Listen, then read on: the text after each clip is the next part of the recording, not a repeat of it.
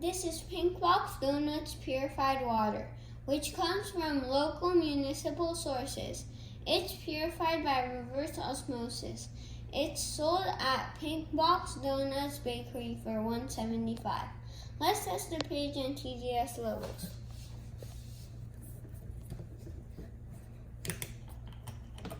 Let's pour some water in.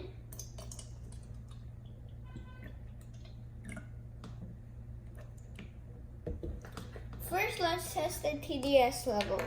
Turn on the TDS tester. Make sure it says 0 and put it in.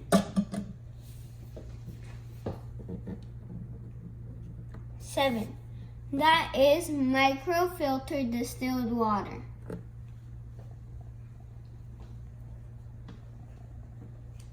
Now let's test the pH level. Only do 2 drops. Let's stir a little for a better result. I give this a 6. It's acidic.